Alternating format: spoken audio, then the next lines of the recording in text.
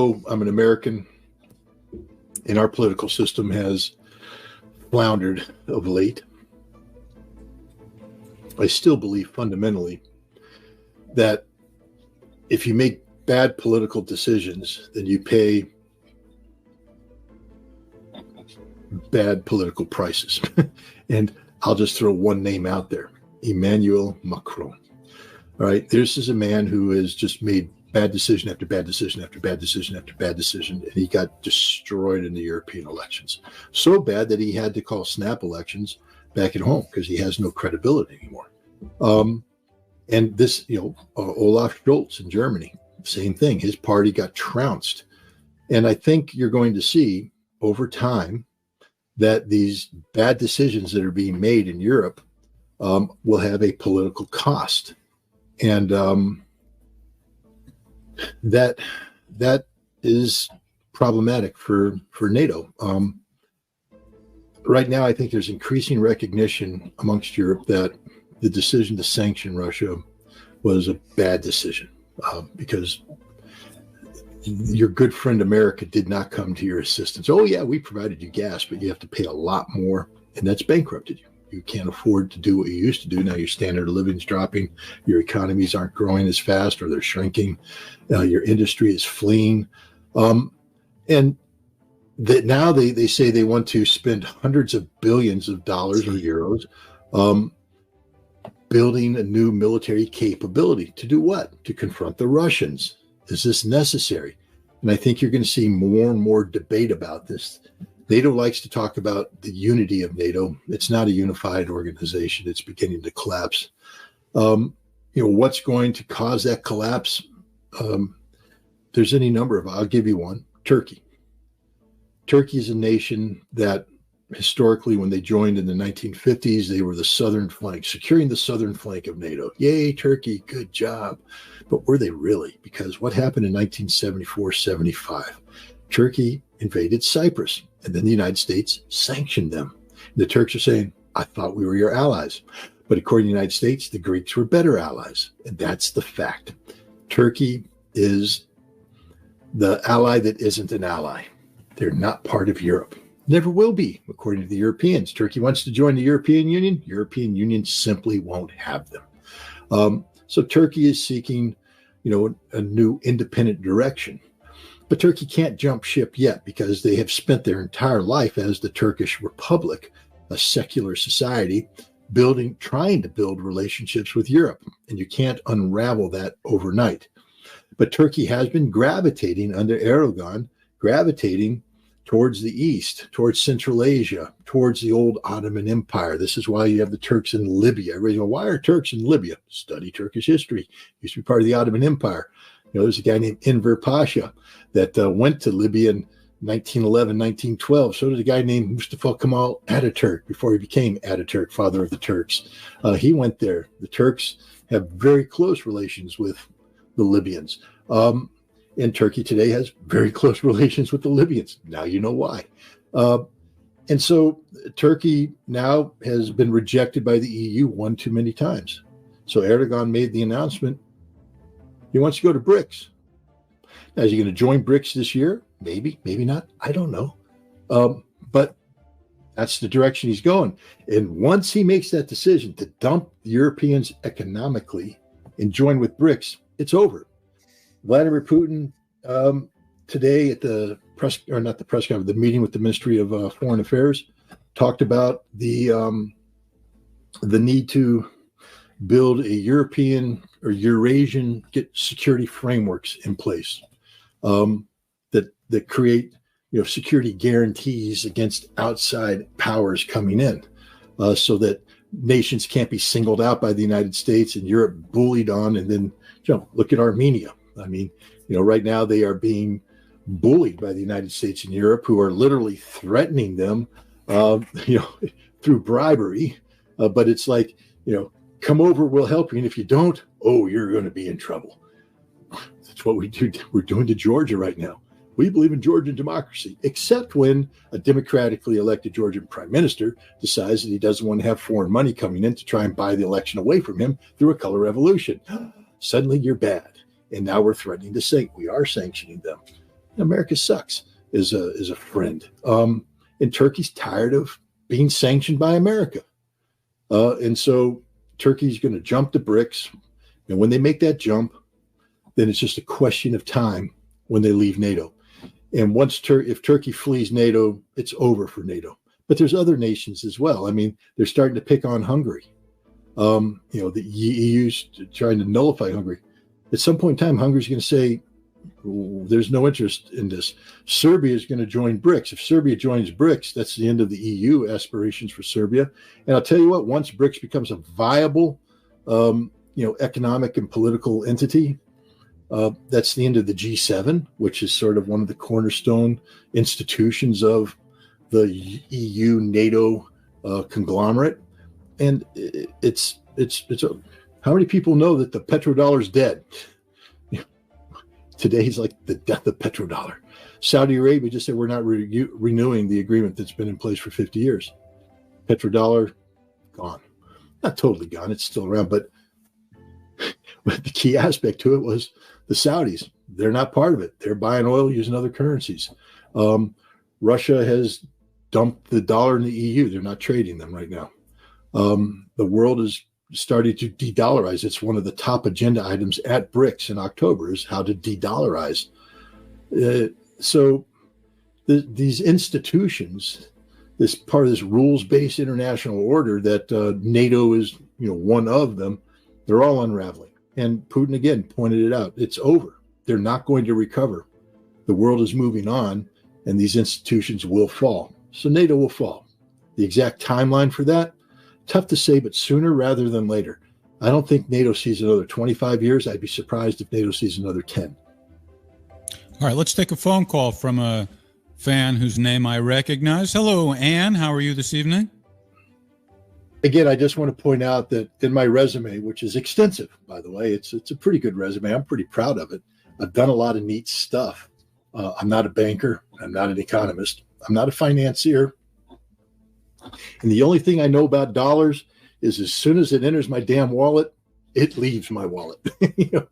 Usually with Mrs. Ritter's fingers on it as she takes it to pay bills and buy necessary items. So I'm not the world's foremost authority on these things. I will say this, that even though the world is moving towards de-dollarization, the dollar continues to be the number one traded currency in the world. It's still the dominant currency in the world today. Rome took a long time to fall. I just want to also point that out, that, everybody says, well, Rome fell. It took hundreds of years for Rome to fall, and it fluctuated. The Roman Empire expanded, contracted, before it finally contracted to the point that it was gone. And I would imagine that the dollar is going to go through a similar cycle, even though BRICS wants to de-dollarize, getting everybody to agree. I mean, India is the big wild card. I'm going to be writing about India this coming week. Modi just got reelected, and, everybody's running away from the Ukrainian peace conference, and India's like, we're stepping in with 2 feet. Why? Why would you do that, India? Because China's not coming. So India is all about doing that which China doesn't do. India is the yin to Chinese yang, and that's not healthy. It's going to actually, in the long run, it's going to do India a great disservice, because India can't compete with China globally. Simply can't. Not right now. And if they think they can, they're not. India can't straddle the fence, but it wants to straddle the fence. The West doesn't want India to be part of the West. They really don't. They want to use India. They want India to become what they wanted China to become, subservient to the rules-based international order, a big marketplace for us to dump our goods on, to exploit their resources. But we don't want to treat them as equals, because, to be honest, in our minds, they're not. And the Indians, though, they want to be, they're saying, hey, what China is, we want to be.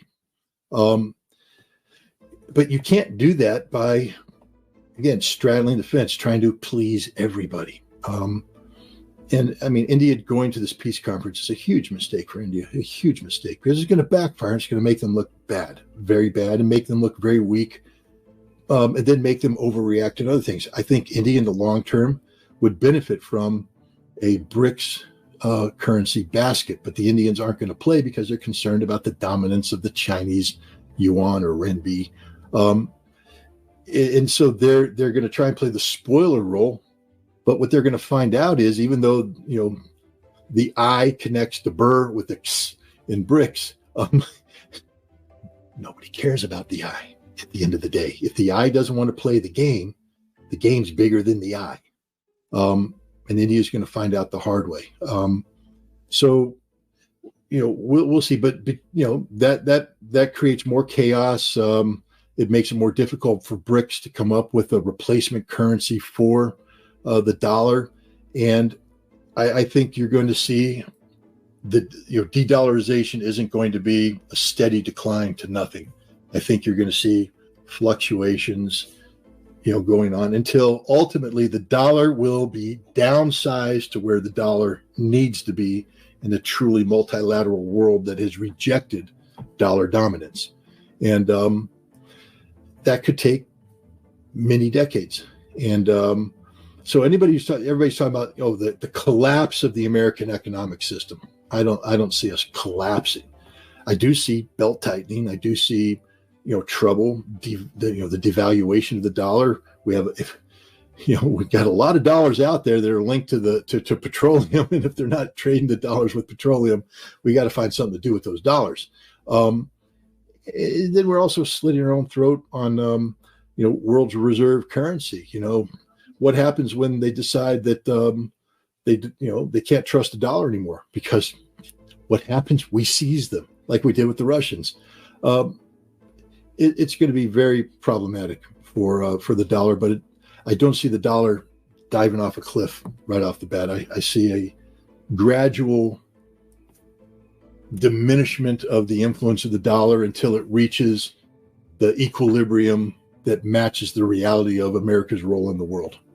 We'll find out, what that will be. Michael Trabig in the Houston area asks, I have been interested in election integrity since November of 2020. I understand that you stated you believe there was election interference in the 2005 Iraq election. If you are agreeable, I would like to understand the basis for your claim. Are you agreeable? I have never stated that I believe there was election interference in the 2005 Iraq election. I mean, of course, well, I guess I can't say it never. I mean, he's throwing something at me out of the blue. 2005, I have to go back in time. This was, God, now we're going way back. I did write an article. The United States was pushing a candidate. And I'm dragging through the minds here. We had Ahmed Chalabi. We had the guy, Chalabi was INC. Then we had the guy that the British supported out of Jordan. Ross Perot. No. Completely different election. Okay. But no, we were pushing a candidate in 2005, the American candidate, because we didn't want the Iraqi government to go full Shia on us, which of course in a democratic society is when you have a Shia majority, that's what would happen. We were also doing our best to undermine the viability of Muqtada al-Sadr at that time, big Shia popular leader. I'm trying to remember the name of the guy who it's literally I wasn't expecting a question like this, so I wasn't. Alawi? Alawi, could be Alawi. It could be Alawi. Yeah. So yeah, no, the United States was involved. Remember, we had Paul Bremer's Coalition Provisional Authority that was running and trying to make this transition.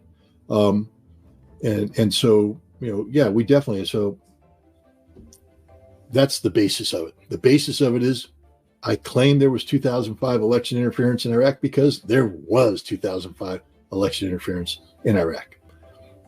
We can talk about it more, but you got to let me, you can't come at me. I'm sitting here thinking Russia. I focused solely on Putin's presentation today. I got all the answers. I did my research, and you're hitting me with Iraq 2005.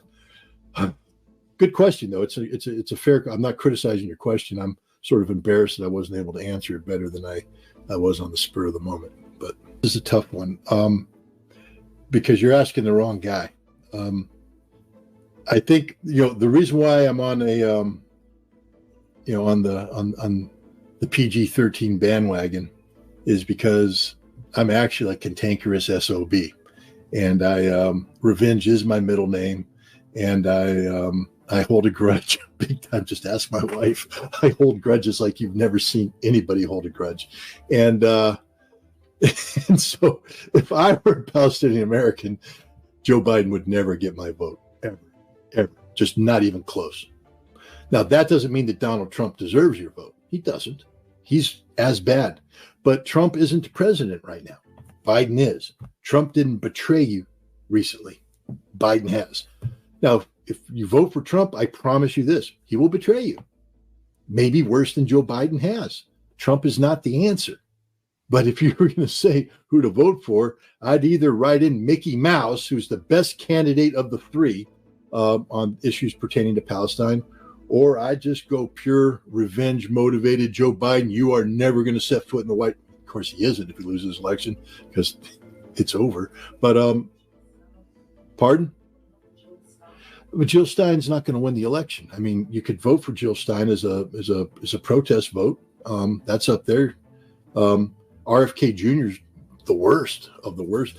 Maybe that's it. Maybe vote for Jill Stein and just throw it up there. Because here's the fun part. Now we come back to my cantankerous, revenge-oriented thing.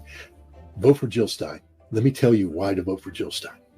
Because Jill, I apologize. Jeff, we need to get Jill on the show because Trump. Screw Trump. Keep Trump the hell out of this. Trump's the worst person in the world when it comes to Palestine. He is. I'll tell you why. As much as I despise Joe Biden, and as much as Joe Biden has senility right now, he knows so much more about the Middle East than Donald Trump does. Donald Trump is the dumbest man that walked the planet. Doesn't know anything about anything. Zero. He's a buffoon who goes out there and blusters, but when you ask him the hard questions, he doesn't have the answer. He has no answers. He knows nothing. So Trump is not the answer. Jill Stein, however, is, and I'll tell you why. Because whoever loses is going to blame Jill Stein if she gets enough votes. And that's wonderful. I think Jill should walk around and say, I was the spoiler. And then the way Jill should respond is, if you were better, they wouldn't have voted for me. So we just answered the question. Jill Stein should get all the Palestinian Americans' votes. All right, I have exactly the right audio clip that will persuade you that Trump is the guy. Listen to this genius.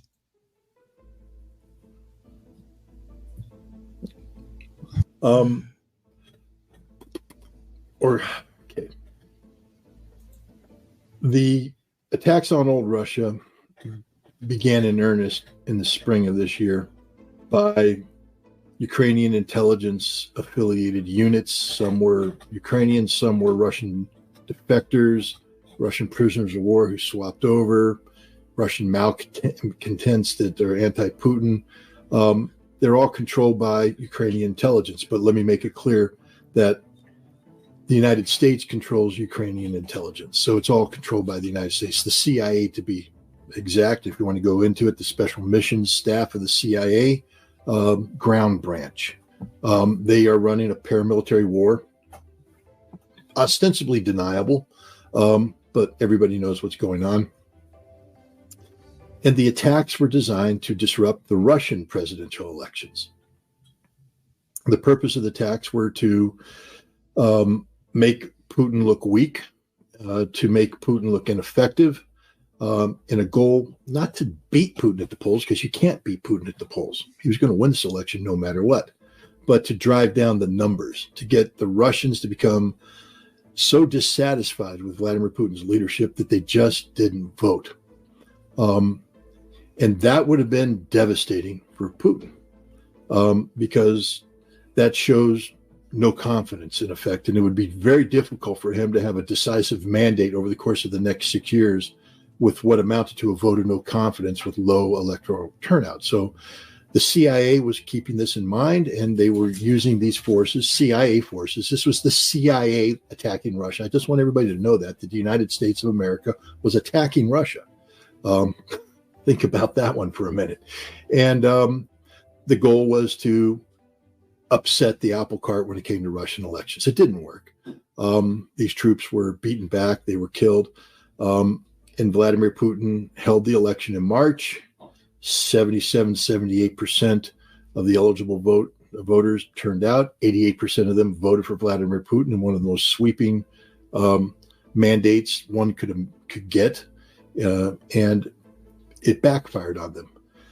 Today, we have a situation where the West is desperate. The next thing is this peace conference, which convenes tomorrow. The whole purpose of this peace conference is to get a sufficient number of like-minded nations to come together in agreement about a peace plan that they then will use to pressure Russia into bringing it into this conflict. The feeling is that enough people come together and speak about sanctions, speak about holding Russia accountable, that Russia will have no choice but to accede to the will of the world and seek an exit strategy from the Ukraine conflict that aligns with what Zelensky's been talking about. Now, there's been some modifications to that because even though people still want the West to be able to get this quorum together, nobody will ever agree to the Zelensky plan. It's unrealistic. But in order to get this quorum up, they need Russia to overreact. They need Russia to look desperate. They need Russia to feel desperate. And so they've been carrying out attacks, and they've been talking about, using Western weapons to strike inside Russia to give a sense of hopelessness, etc. So now Russia's hopeless. There's no chance of victory. And now the West comes in and says, but we have a peace plan and we'll work with you to get that. And Russia says, oh, thank you for saving us. We were in such a bad spot. Except that doesn't work either. Russia's not in a bad spot. This peace plan is going to collapse. Russia's dominating the battlefield. It hasn't worked.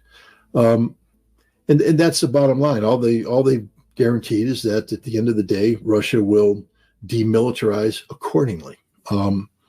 If you want to attack Russia from Ukrainian territory, that Ukrainian territory will never be allowed to A, be in Ukraine again, or B, if it is, will have no military power. Demilitarized zones, and that's what's happening here. There's, this is it's again Macron. It wasn't so much about that. I mean, he did talk about using French weapons, etc., but he was more about trying to come up with a solution. What happens when the Ukrainian army in Kherson collapses and the Russians move on Odessa? What will the West do? And he says, well, basically, we'll deploy troops there.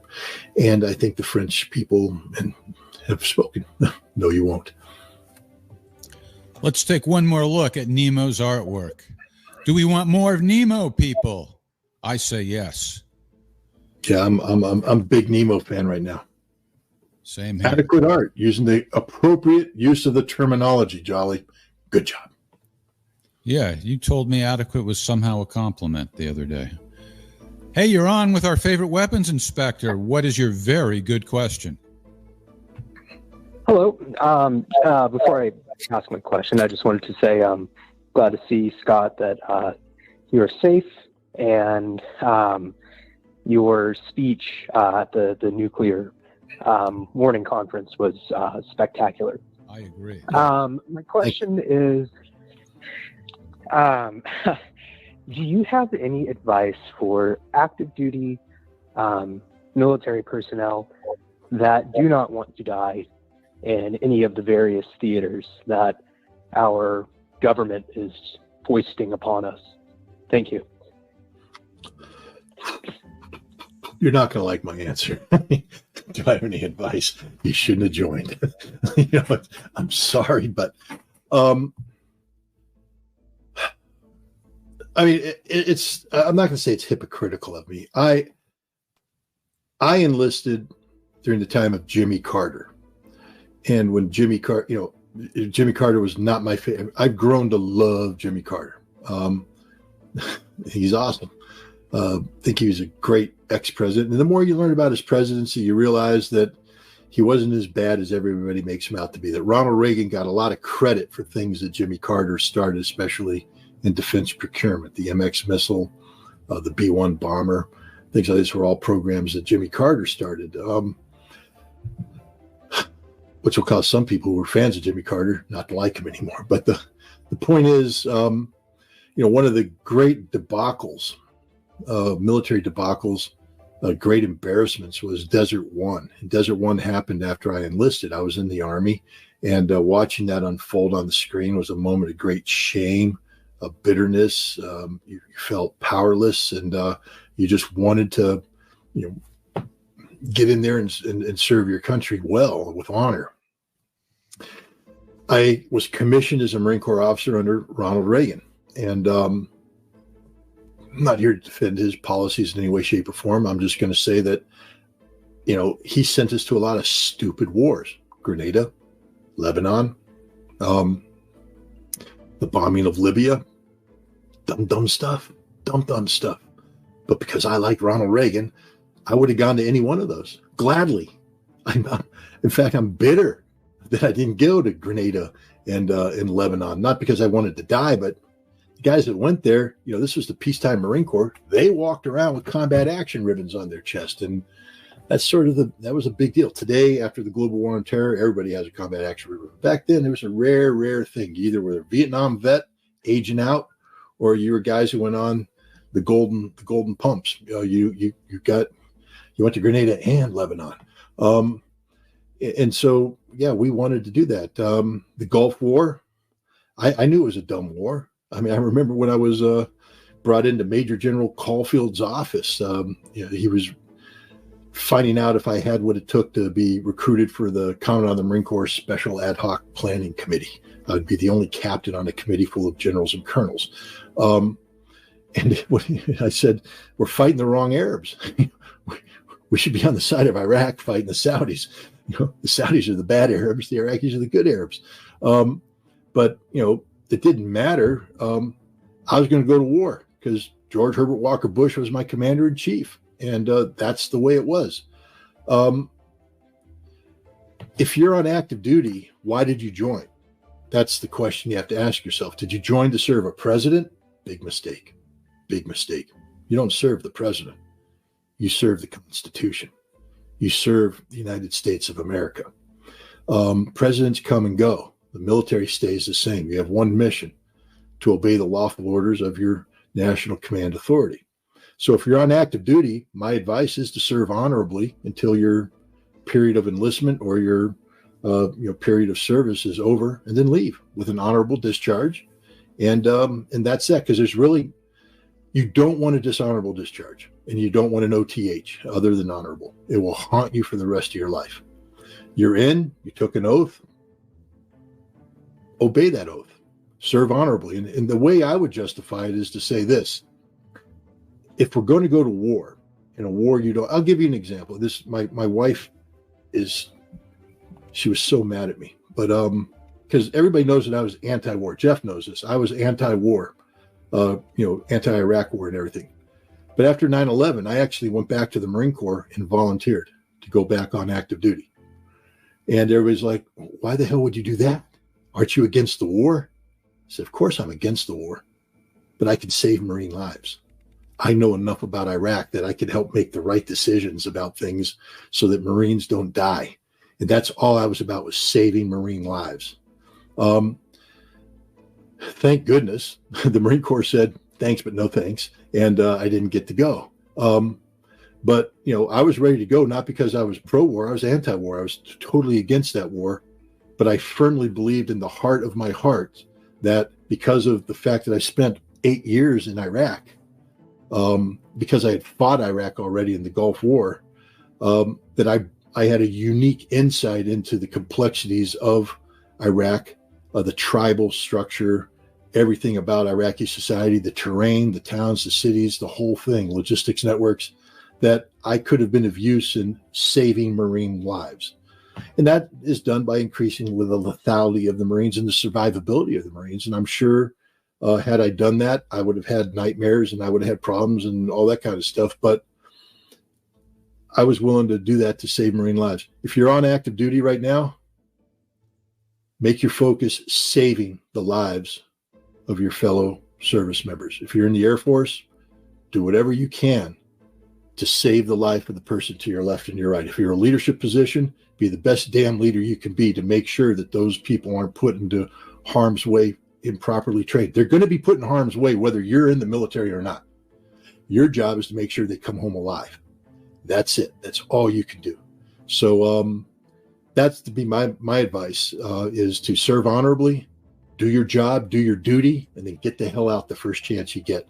But to try and undermine it from within, you can't do that. That's dishonorable. You took an oath to uphold and defend the Constitution of the United States of America against all enemies, foreign and domestic.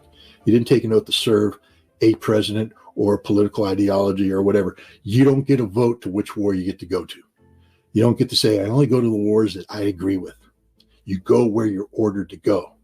And that's a decision that's a choice you should have thought about before you took the oath.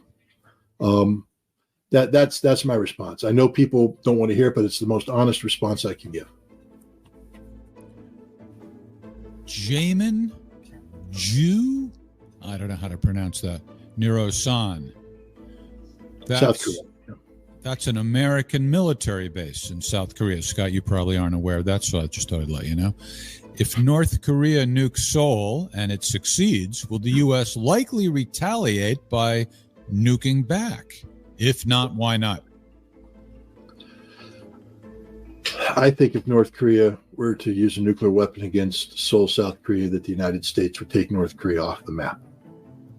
And they would use nuclear weapons as a result. We've made it clear, we being the United States of America, that if North Korea goes nuclear, there will be no North Korea left. That the leadership will be gone. North Korea will be gone.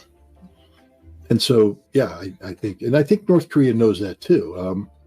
North Korea has nuclear weapons for deterrence, but they have to maintain sort of an active deterrence because the United States and South Korea and Japan have spoken about, the attractiveness of a preemptive attack against the North Korean leadership. So North Korea, in order to prevent a preemptive attack, has to be leaning forward very aggressively with a nuclear response.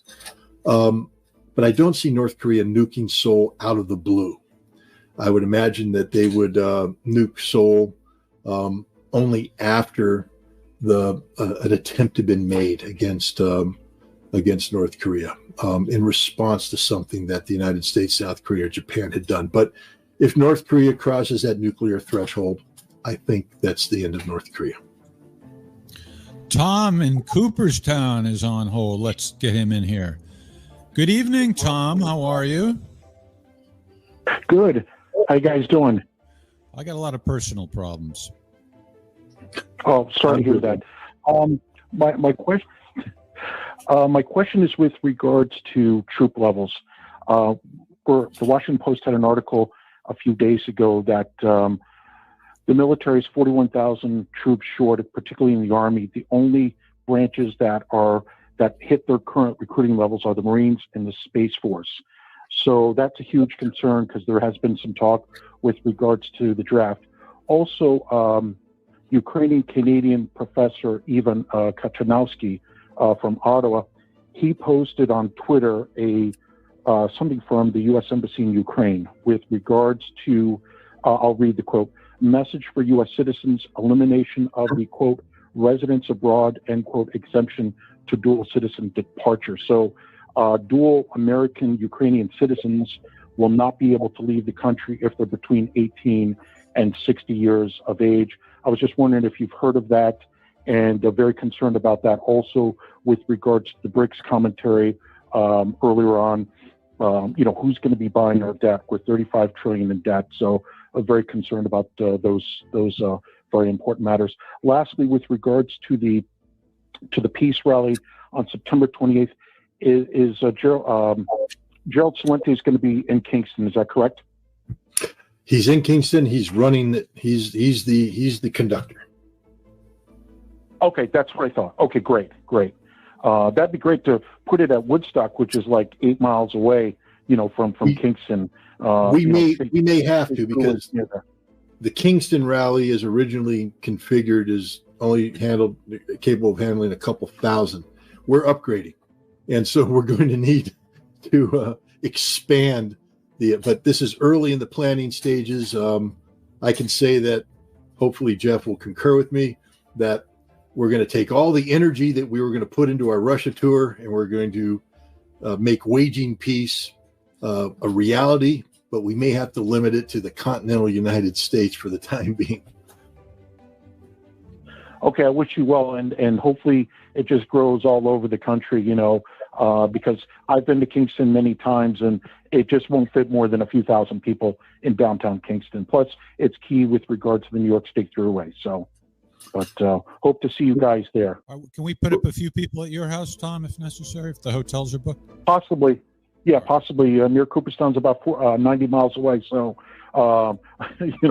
we might have to do a parallel. We might have to do a parallel, event at Cooperstown to take as many as we can, hold it in the Baseball Hall of Fame's baseball field, and then Woodstock, and then we'll go down to Bethel and occupy the original Woodstock grounds, and we'll shut down the Thruway, man, just like they did in Woodstock in the original time. But we're going to do something.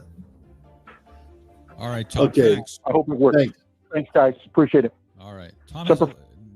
Semper Fi. Sorry, I cut him off. You hear him say he's got a lot of concerns about everything except me and my personal problems. Do you remember all the things that Tom said? No. I don't remember a thing he said either. I know he said, let me see, a couple of them. Talking about recruitment and the Space Force and whether or not we were worried about the draft and stuff like that. I think people need to understand that the United States, went through if you were alive in the 70s and cognizant of what happened as we transitioned from a draft-based military into an all-professional force and the growing pains that happened. I was a kid, but I witnessed it because my father was career Air Force, and we saw the transit. I enlisted in 1979, 7 years after the Vietnam War ended, when we still had some McNamara 1,000 project people, 100,000 project people in the military. The racism, the drugs, the lack of discipline, the refusal to adhere to authority, that was all alive and well and living in the military in the 1970s. It was a very, very ugly military. But we persevered, we professionalized, we raised our standards, and because Ronald Reagan was the president, we attracted a lot of young, fit, patriotic people who turned the military around. And, that's the reality of it.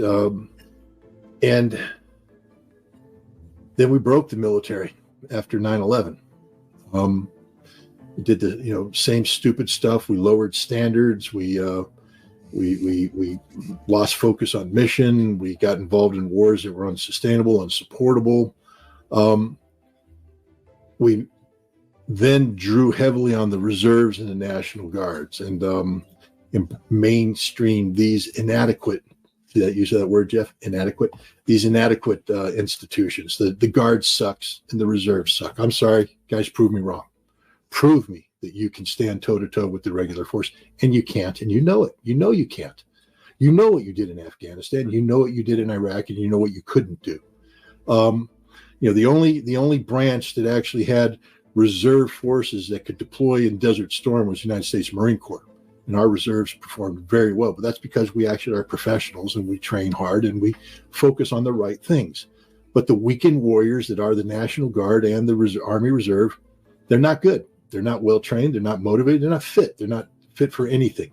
But we've learned to rely on them. We now have regularly deployed them for 180-day deployments. Many guys who joined after 9/11 damn near had a career because you could go active duty all the time. But they're not well trained. They're insufficient. If we try to take the Guard and the reserves and send them to Europe to fight the Russians, they'll be slaughtered. They don't know how to fight. But you're not going to make up for that by a draft. We can't do a draft army. We're not organized to do it. It's a completely different thing. People need to know that World War II, Scott, we fought World War II with a draft army. You guys do that. We started drafting people in 1940. Okay.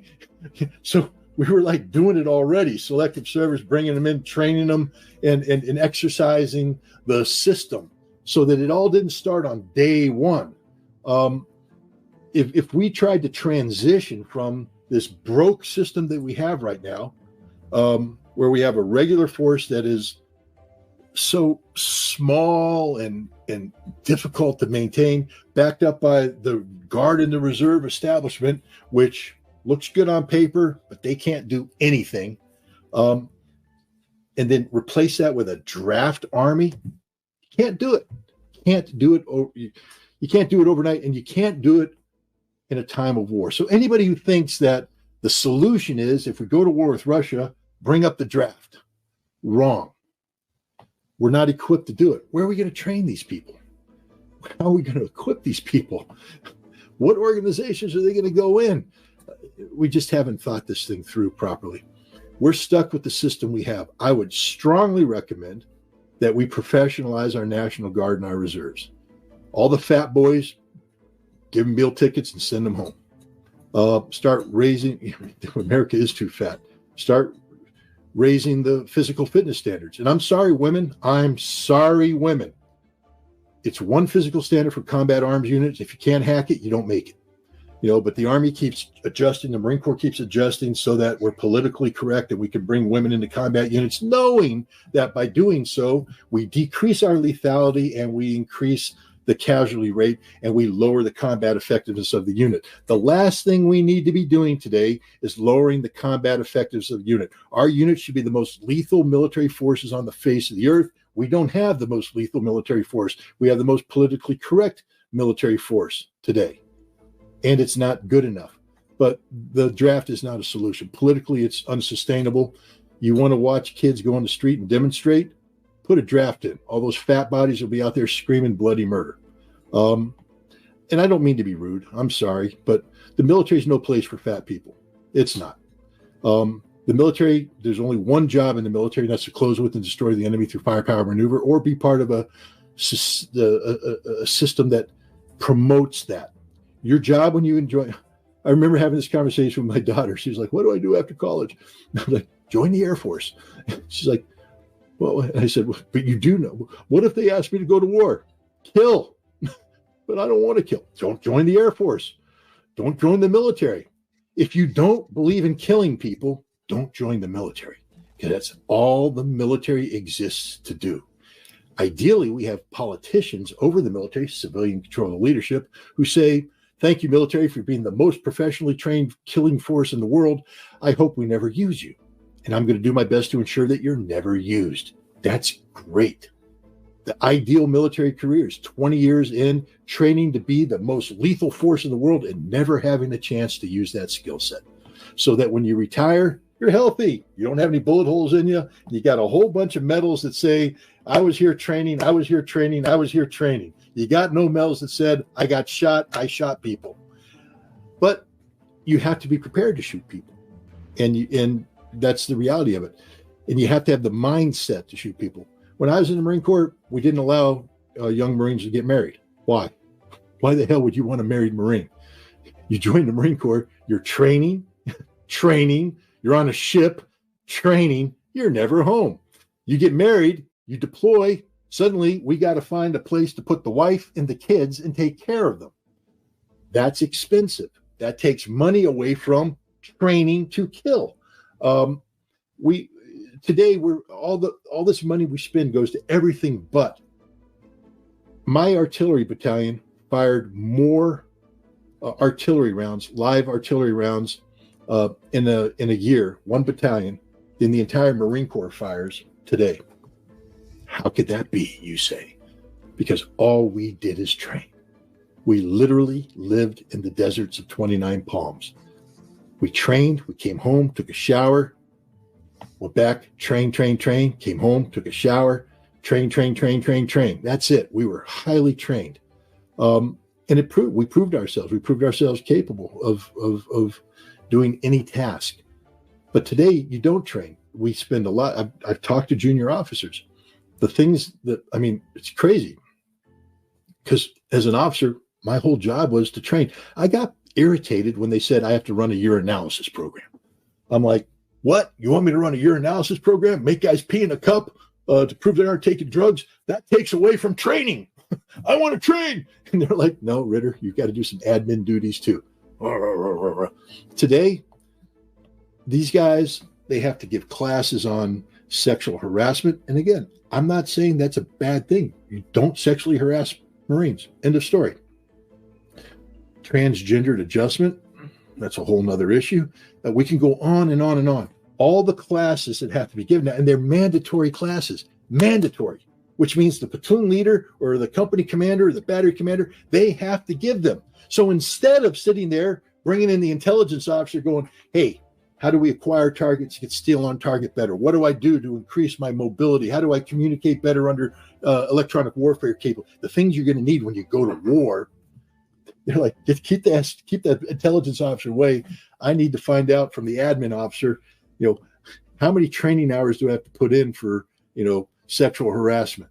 Okay, well, we have to schedule that. How many Marines didn't get their annual DEI awareness training? Well, we got to bring them in and get retrained. And nobody's training to kill anymore. Nobody's training to kill. And then we take shortcuts now. So Maverick's so pissed off right now. He's like, train to kill, train to kill. But the point is, I would not last a week in the Army. I like my weed. Don't join the Army. But the thing is, our military today is not focused on the right things. Literally not focused on the right things. And we don't have it's a military that's literally, we are organized to fail. Organized to fail. And there's no recovering from this unless there's an absolute, we need, if you study history, General Abrams is the guy that took the Army from the volunteer, from the draft Army to the all volunteer force. Read the history of how that happened and how traumatic it was. We need trauma, peacetime trauma, but we need to rip this whole system apart and start all over from scratch. But society won't let that happen, because to become a warrior society, like I'm just telling you, this is a loquacious version, Jeff, so you got to let me run with this one. To show you how this, when I first arrived at 29 Palms, California in 1985, May 1985, rolled in there, checked into the bachelor officers' quarters. And I'm going Friday night, I'm going to go, and it's Mongolian barbecue. Everybody's saying, go have the Mongolian barbecue. It's great. And I come in, and there's strippers in the officers' club in 29 Palms. And I'm like, what the hell is this? It's a residual, I guess. These are guys who deployed to the Philippines, deployed to, Korea and Thailand, and that whole Vietnam era thing. They had strippers at the officers' club on Friday nights, 29 Palms, California, because this was the wild, wild west. This was back before 29 Palms is what is it today. It truly was an expeditionary place, and you had a bunch of testosterone-laden idiots sitting there, strippers, About a year later, General Monahan rolled in, and his wife took a look at the sign and said, there ain't going to be no strippers. And that was the end of strippers, because wives suddenly had a voice. Why do wives have a voice on a Marine base? Because we were becoming civilized. When I used to run early, we do cadence. Everybody knows what cadence is. We had the dirtiest cadence in the world. The songs we sang would curl your hair. And we loved to sing those songs until we started running through base housing. All those wives that aren't supposed to exist are now existing and saying dirty words. And the wives are like, why are they swearing in the morning? My kids are hearing these dirty words. Don't be on a Marine base. They took away our language. They took away the chants. They took away. And people go, well, that's a good thing, but it's not. Men who are trained to kill are hard men, very hard men. They live hard lives. They have a hard sense of humor. Killing somebody is it's not a task taken lightly. And if you don't create hard men, hard men, then you don't succeed. in the military. That's the bottom line. Any nation could put together an army of mediocre fighters. That's okay. In most cases, personally, that would be preferable because then they can readjust back into society. But professionally, I want the hardest man in the world. I want flint rock hard, murderous soul, dark soul, everything. Because when the time comes, there can be no hesitation, and that person needs to rock and roll. We don't produce warriors like that anymore. And as a result, we end up with the military that we have today, incapable of doing just about any mission. All right. So to review, no strippers, no cuss words, and no fatties in the military. And you certainly agree with the no fatties edict, maybe not the no swearing part. You know where else there should be no fatties, Scott? On airplanes when I'm sitting in the next You're sitting in the middle of it. Yeah.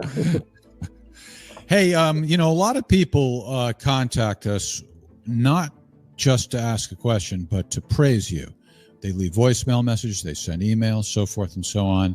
And I don't usually share them, but I figure why not? Let's share one then. Here's a voicemail message from a gentleman named Bob Driscoll. Scott Ritter, this is Bob Driscoll, retired military.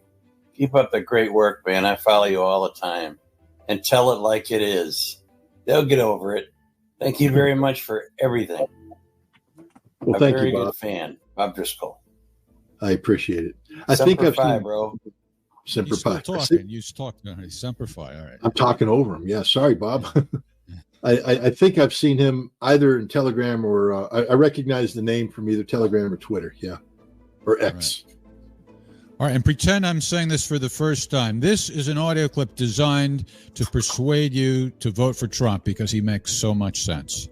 Well, I think if they win, I should get all the credit. And if they lose, I should not be blamed at all. Okay. We agree. Oh, about Civil War. How does Civil War happen? Hopefully it doesn't. Let me explain why. You know, we had a revolution back in the day because we had a bunch of guys who were in militias and they had muskets. And the British had a bunch of guys who were organized in military units who had muskets. And so at the end of the day, it was a bunch of guys with muskets facing off against a bunch of guys with muskets. And, you know, we know how that ended up. The guys that hid behind trees and wore funky looking clothing beat the guys who wore red and marched in straight lines. But that's it. Civil War. Basically, start out with a bunch of guys with muskets and pistols and some cannons and some sabers going off against some guys with muskets, pistols, cannons, and sabers. And we had a civil war. Our military today, and this is another reason why you really don't want to, I got to watch my language, mess with the current system, because as broke as our system is, and it's broke, we can't fight wars the way we're supposed to fight wars. We still have a military mindset that is apolitical, meaning that when you join the military, especially as a commissioned officer, but even as a non-commissioned officer, you're taught from the very beginning, you know, that oath is very serious and that the military is subordinated to civilian leadership. And that at the end of the day, the civilians are in charge and that you obey the civilians. And at no time does the military think that they're better qualified to step in and take command. And that's the brilliance of America, because I still believe we have an apolitical military. If you have a draft, you suddenly create sort of a popular military where suddenly you have, you know, a bunch of people in there that don't want to be there, who have political opinions and they're not part of the establishment. And then you could see people suddenly deciding to move their own direction. No civilian mob is going to beat the United States military. The United States military has tanks, it has airplanes, it has intelligence collection capabilities, it has the whole thing. Wars changed. So you can't speak of society breaking up. As long as the military remains intact, the Union will be secure. Texas can try to break away, but it won't, unless, you know, the 1st Cavalry Division, the 1st Armored Division decide to become the Texas Militia, which they're not going to. So I'm not worried about a civil war today. I'm worried about civil violence. I'm very worried about civil violence. I'm worried about the cities erupting and becoming, lawless centers. I'm worried about a breakdown of just civil society in general. We're becoming a nation where it's not safe to be in America anymore. I mean, to walk the streets, you get mugged, the subways in New York. I mean, I was just in New York City. I have to tell you, to see, I forget what they call themselves, Task Force Empire State or something like that. The National Guard. Boys. So all the fat boys are out there in their camouflage uniforms in my Amtrak station. Get the hell out of the Amtrak station. You don't belong there. You didn't join the military to intimidate the American people. Get the hell out of Amtrak. Get off the subway. Get out of my life. Stay on base. Train to go fight the bad guys. But don't put on your uniform. And this is where Governor Hochul's just dead wrong. Keep the National Guard out of Amtrak. Keep them out of the subway. They don't belong there. The military has no role whatsoever in policing civil society. None. You don't want it. But there they are out there doing that kind of stuff. But, the military, I just don't see a civil war happening, because I don't see the military breaking up, because we don't have regional militaries. We have regional National Guards, but I already told you they're fat and they can't fight. The National Guard thinks they're going to take on the regular military. Dream on, buddy. The regular military gets up at 5 in the morning. They run, they do exercise, they train, they know how to shoot, they know how to move, they know how to communicate. You fat boys know how to eat donuts, fill in your weekend paperwork, and that's it. Because you skip PT, because you're allowed to skip PT. So I'm sure somebody's going to come in. I'm in the National Guard, Scott, and I could kick your ass. Yes, you could, because you happen to be the exception to the rule. But for the most part, you know what I'm talking about. All right. This is from our self-appointed contrarian, and he let me know in a parenthetical comment that he's cooperating with our attempt to tone things down. And so he said he's not going to rile you up. This is Tauntaun, same person. For the last few months, Ukraine has been focused on degrading Russian anti-aircraft capability.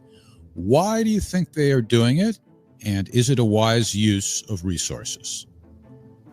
Well, they're doing it because they're being directed to do it by their NATO masters. Their NATO masters are working under the assumption that eventually F-16s will be deployed to Ukraine. And for the F-16 to have any meaningful role on the battlefield, it has to be employed in a manner that is effective against Russian troops. Russian troops who are currently protected by an air defense umbrella that is composed of Russian air defense systems. So the thinking is, if you degrade Russian air defense before the F-16s come in, the F-16s will be able to roll in and begin combat operations and have effectiveness. So that's what they're doing. The problem is the F-16s don't have any place to operate from. The degradation that's taking place is not on the scope and scale sufficient to knock out the Russian air defenses. There's enough redundancy in the Russian system to make up for the losses. And, that's that. But that's the thinking. The thinking is degrade the Russian air defense before the F-16 comes in so that the F-16 can roll straight into some sort of combat effective role on the battlefield. A voicemail message from Phil. Okay, Scott, according to Pepe Escobar, Russia is preparing for a symmetrical response, not an asymmetrical response. A symmetrical response would mean that if Moscow is hit by a NATO missile, armed by NATO soldiers, targeted by NATO soldiers, then the targets for Russian missiles will be Brussels and Washington. Do you agree?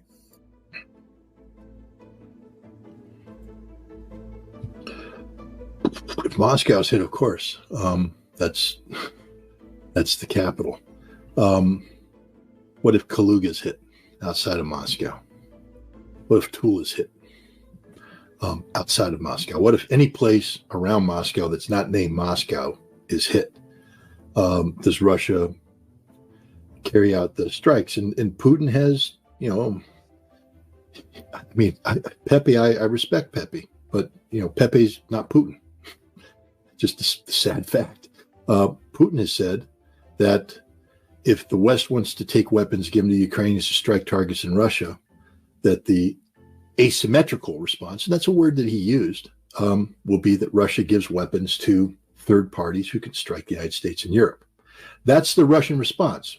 The last time I checked, Pepe Escobar didn't sit in on the Central Planning Committee of the General Staff or wasn't in the inner circle of Vladimir Putin. I know he was in Russia recently and talked to people, and I'm sure he believes strongly in what he believes in. And the example that you said is if Moscow is hit, yeah, that's a whole different, game. But if other places are hit, Russia's not going to play that game, because that's sort of what the West wants. That's what Ukraine wants. Ukraine wants the escalation ladder to be rapidly climbed up so that there's a general war. That saves Ukraine. The only way Ukraine's coming out of this thing is if there's a general war, and from that general war, Russia backs down. Otherwise, Ukraine's history. Goodbye. And Russia's winning this conflict. So why would Russia play that game? Russia knows what Ukraine's trying to accomplish. They know the risks that are associated with this kind of rapid escalation. I don't see the Russians doing it. I go back to the primary response of Russia will be asymmetrical in nature. And why would I say that? I don't know. The Russian president says so. So I'm going with Putin. Sorry, Pepe. Tim in St. Petersburg, the one in Russia, that is. Please tell me why people who talk about peace with Russia and a more reasonable foreign policy in the West are usually older. I'm talking about most of the leading podcasts. What should be done to get Zoomers involved? Well, Tim, first of all, I want to hope that you're calling this one of the leading podcasts. But then I object to being called older. We have to have a talk. I'll tell you why. Because most older people remember the Cold War, and they remember the fear of nuclear conflict, and they remember I think the euphoria of the transition from the evil empire into a country that we could think about being friends with. Now we fumbled that. I think we've talked about the decade of the 90s. We've talked about the malfeasance of Michael McFaul and other people who were involved in the exploitation of Russia politically, economically, spiritually. But the older you are, the more you remember the joy you felt at the end of the Cold War. It's over. Because before that, there was tension. It was like, we're going to die. We're all going to die. There's going to be a nuclear war, and we're over. And suddenly the Cold War is over, and you're going, whoa, wait a minute. We didn't die. We made it. And so we understand the potential of peace with Russia. We understand that that's a reality. So that's why you see more older people, because they're talking about a topic they're familiar. Zoomers. What is the Zoomer, by the way, Jeff? That's a person who was born in the late late 1990s or early 2000s. Okay, if you were born in the 1990s, you have no idea of what the 1990s was in Russia, none whatsoever, and you don't understand the damage that America's policies did to the Russian people. That means that you came into being around 2008, 2010. So maybe the first idea that you have about Russia is the reset. You might, you might remember George W. Bush saying, "I looked in his eyes and I could see his soul." And you're like, "Oh, Putin's good." And then Obama, "We're going to do a reset." And then McFaul gives Hillary Clinton a red button that's spelled wrong. It means overload. And Lavrov laughs, and suddenly things are going bad. Georgia got invaded. Oh, damn, these Russians are evil. Little green men in Crimea. Damn those Russians. Maidan, the Russians are everywhere. Holy, Putin talking nuclear weapons. Them Russians are bad. And that's the mindset in America today. Simplistic, ignorant as the day is long. Stupid was a word we used here earlier. I'm not running for office, so I will literally say it. If you think Russia is a threat to America, you're stupid. You're ignorant.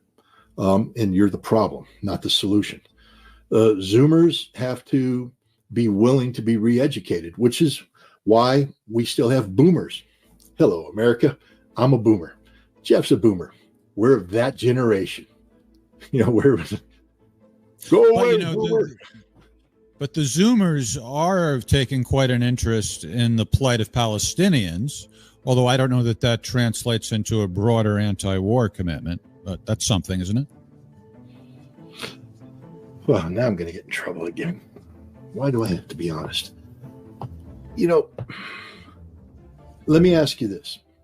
How many Zoomers that are out there demonstrating for the Palestinians, and I think the Palestinian people would appreciate this, could pass the test on Palestine? Do they really know what they're demonstrating? They're demonstrating against photographs of dead babies. They're demonstrating against photographs that show atrocities. And that's not a bad thing to demonstrate. But the vast majority of these Zoomers don't know a damn thing about Palestine. They don't know anything about the history of the Middle East. And therefore, they're superficial.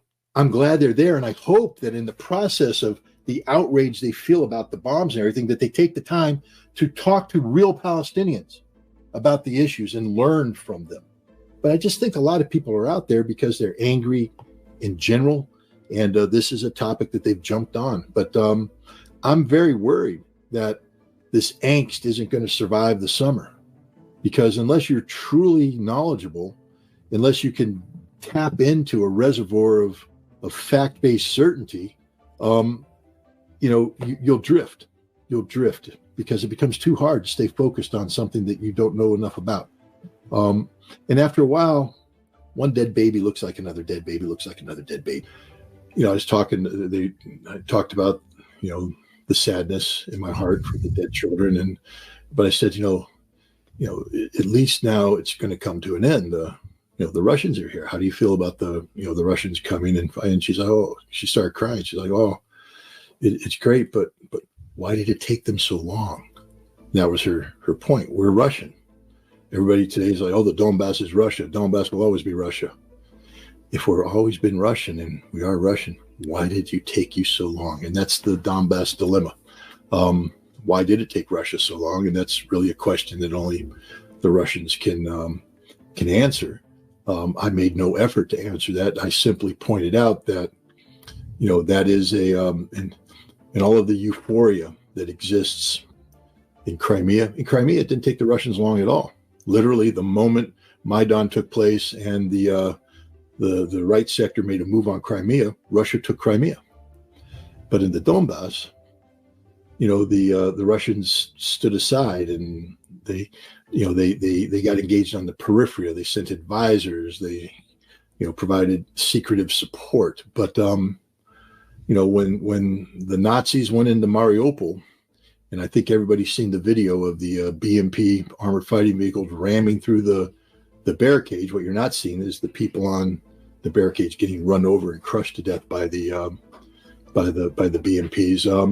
And then the Azov, the right sector, the Banderas came in and formed the Azov Battalion. The Azov Battalion is an occupation force of Nazis, Banderas, who occupied the Russian city of Mariupol and proceeded to pillage it, rape it, destroy it, torture it for 8 long years until Russia recaptured it.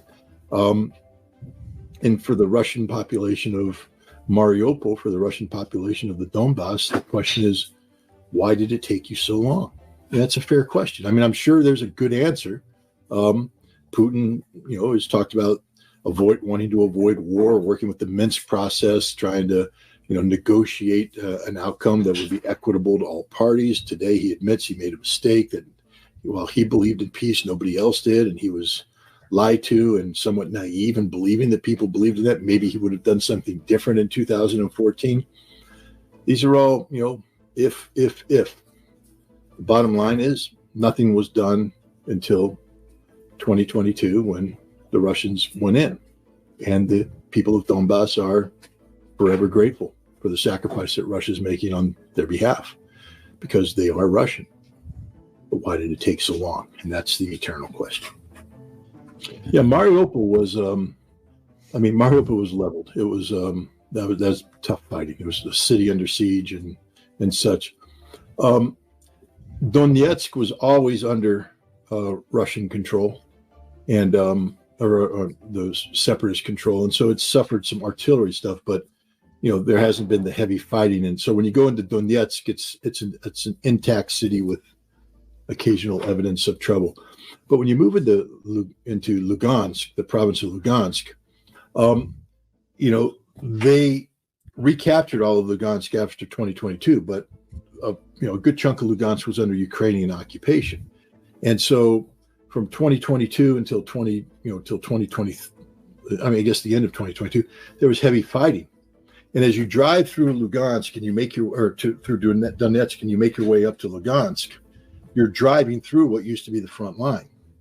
And it is literally, I guess the equivalent is, and I don't live in tornado country, but people who do, I've talked to, and how a tornado can touch down, go and then sort of jump up, skip over a neighborhood, then touch down again, wipe out these houses, jump up, skip over.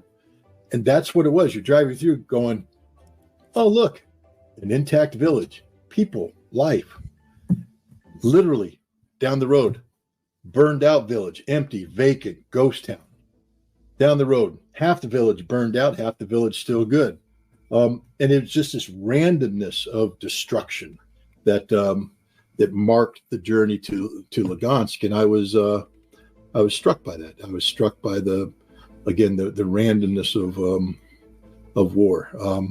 I guess it happens when the enemy puts up a fight and then gets beat. Maybe they pull back a couple villages, and so two built villages survive, but then they dig in on the next one.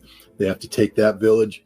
But it just, again, it made no sense. There was no rhyme or reason to just the way the destruction of conflict was spread loaded across the terrain. And it was somewhat depressing, to be honest, because you drive into Lugansk, and like Donetsk, Lugansk was a city that was largely unaffected. And unlike Donetsk, today Donetsk is a frontline city, so there's literally everybody who lives there wakes up and is rolling the dice. You get up and you just roll the dice, and it's like, are we going to randomly get hit by a Ukrainian shell today? No, we live. Boom. Oh, we lost an arm. Oh, you just don't know. It's a crapshoot every day.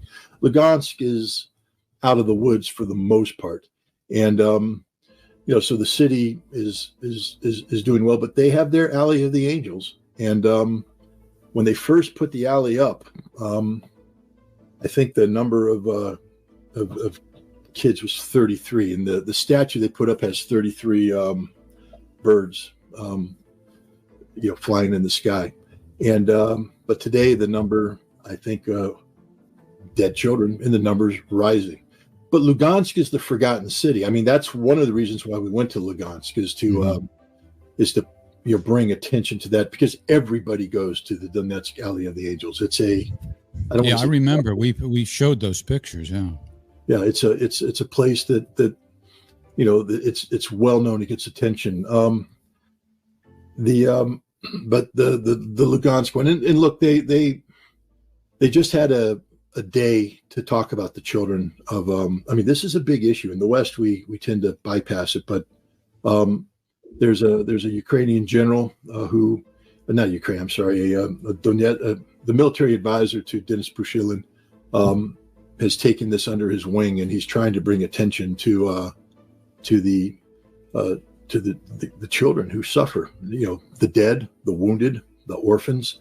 They're the forgotten byproduct of conflict, and the Russians are very good at keeping the kids front and center. The Russians aren't forgetting, but sometimes even in Russia, you need to be reminded that Donetsk isn't the only place where children are dying, and Lugansk. So that's why we sought to bring attention to the Lugansk monument.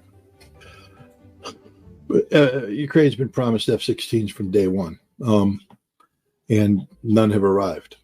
After last night, it's unlikely none will ever arrive. The Russians attacked 2 airfields that were being set aside for F-16 deployment.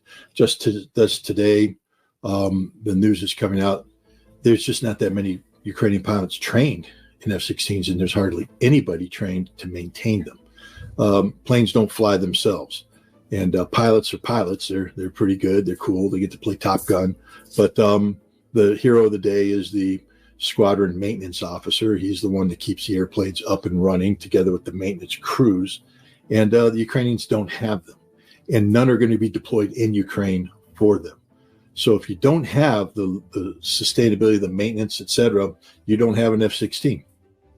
And the bottom line is, I don't believe there's going to be any F-16s going to Ukraine at all, ever.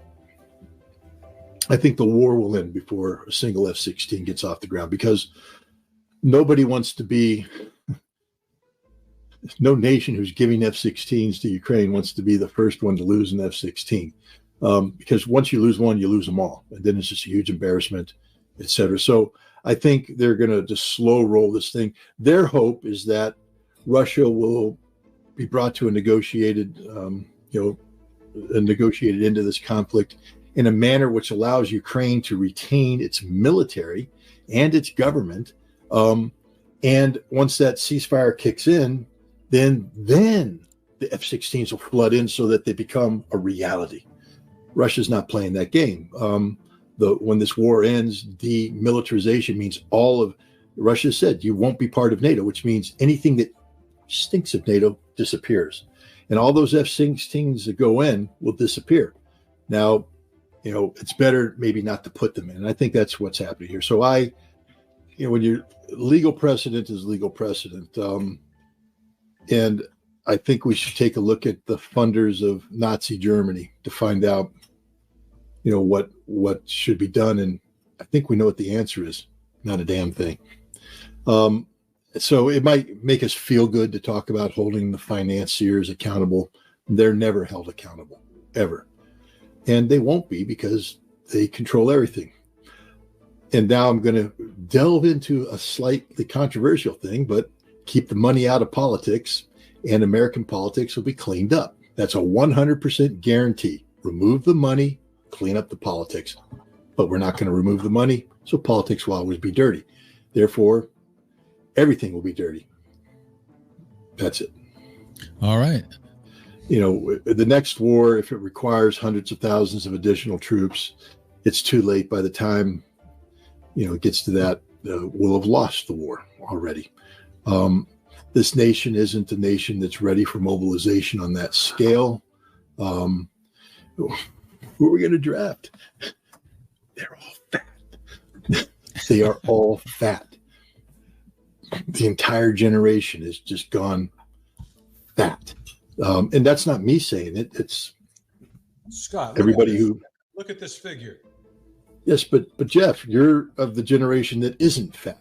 Oh, all right. I'm talking about the 18 to 26-year-olds.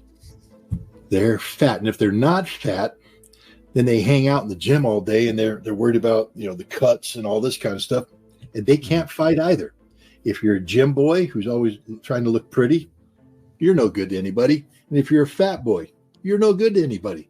We need well-rounded, normal people who, spend their day exercising, running, having fun, being, fit, being mentally healthy, people who aren't all day, doing this, that, and the other thing, playing computer games. And we don't have them today. They're gone. That's why the military has a heck of a time recruiting people, because there just isn't. And then, when people do volunteer, they're just not physically. We have to dumb down all of our standards, all of our fitness standards. I want Dorsal Boyer removed from the chat. I'm just going to say that one time, please. Okay. I don't want his name up here. No, I'm being dead serious. I don't know how to be any more serious than this. Ryan, never flash his name up on the screen again. Don't give him any time, and get him the hell out of the chat room. I can't. Yes, I can't. But I get. Well, if you get it, don't put him up there. I mean, I don't know how to make it that clear. Yeah, I mentioned you. You're dead, Dorsal. All right, I'm supposed to be nice. I'm not allowed to lose my temper. This is the second episode since we turned over a new leaf. Now, you didn't yell. You didn't use the F word, so I don't think you violated the new commitment yet. That's okay. Yeah. Anyways, I'll tell you By what. the way, are we still sticking to that? No more F word and. Oh no, I'm the epitome of calm, cool, collected. I don't lose my temper, except at people like Dorsal. that. All right. Well, it's not him. It's anybody who thinks it can come into this podcast on that chat and type anything they want to type. You can't. It's just not going to happen. So, das vidanya. One is getting the American people to realize just how close they are to all dying. And they just don't care. They really don't. I mean, my name isn't Dennis Kucinich. If it was, I'd say, of course, the American people are very smart and they're engaged. And the American people are dumber than dirt. I'm not running for office, so I can be honest. You guys are stupid. Because if you were smart, you'd actually care about things that pertain to life and death. Nuclear war is sort of it. And we're headed in that direction. And it should scare the hell out of everybody. But we're just sleepwalking. And then the other problem is the fact, one of the reasons why they buy into this, talk of the need for nuclear weapons, et cetera, is the Russian threat. And I continue to be frustrated that our mission, which was to go to Russia, get information, gather it, package it, bring it back to better inform the American public so that they might not view the Russians as a threat worthy of nuclear conflict and therefore hold their elected representatives accountable when they head us down the path towards nuclear war.